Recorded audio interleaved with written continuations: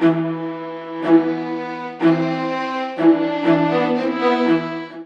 developing story, the search for the people in this surveillance video. Police say they're persons of interest in the shooting death of an Atlanta boxer. Within Tom, he just wanted to be a top fighter and he wanted to be a role model to children. Michael Robinson's mom just got back from Tennessee, where a packed memorial service was held for her son this past weekend. She wanted to share with us some of the achievements of his boxing career and his dedication to helping to keep young kids out of trouble. That's his heavyweight belt that he won from that first knockout in 2009. Kathy Turley told me her son Michael dreamed of one day becoming a boxing champion. He won 2 amateur belts and had just turned pro. After walking to a convenience store the night of January 23rd to grab a snack, he was robbed and shot to death on his way home to his apartment on Harwell Road. We only had 1 shot, 1 bullet to the stomach, and that's it. They really didn't know who this person was. Kathy told me Michael was a loving son and father who always put faith at the center of his life, right next to boxing. He read his Bible every day. He took his Bible with him when he went to boxing matches. He prayed with everybody with his Bible before he even boxed. She says her 30-year-old son also was a role model to young boxers. His dedication was to keep the kids out the street. He even sponsors a young girl in Africa.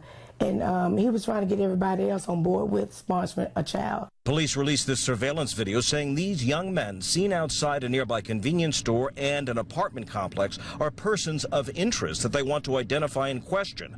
The victim's mom has a message for those involved in her son's murder. Maybe it was a mistake. You just wanted to rob him. But I truly feel and want you to come forward. I need justice for my son to make peace.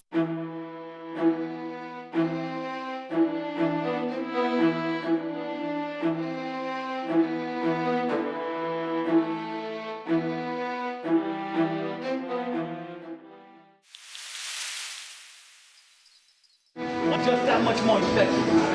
See? It's making good noise. It's got good power. So now, pow, pow. 1, 2, 3. 1, 2, 3, sit. Turn that front foot more. 1, 2, 3, go. 1, 2, 3. 1, 2, 3, 2. Up. 1, 2. 1. Get him down.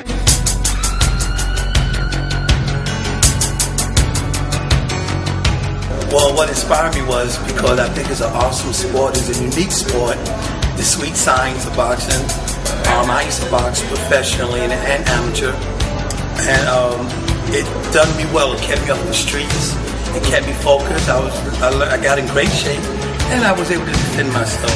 So I would love to pass that on to the younger generation that's coming up, because it's not going to only give them the discipline and the conditioning, but also they can make a living doing this sport as well. So I'm very excited, very inspired, seeing how I get a regular guy who never did nothing to become a really gifted athlete in boxing.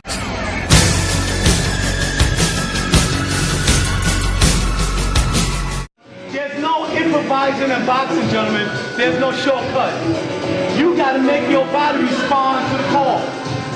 Meaning, don't improvise the jab to make it sound better, because when you're in the actual fight, it doesn't hurt. That's why you can keep them away with your jab. See my point? But if you throw the jab with the right leverage, you can hurt someone with your jab. That's why we train that way. There's no improvising to it. There's no exception to the rule. Everybody goes the same way. It's up to you if you decide to hold on to it and to practice it. That's the correct way. So you turn it over, and guess what? Secret. Even though the snap, the flick and jab seems faster, it's not. The turning over jab will be just as fast, but a lot more effective.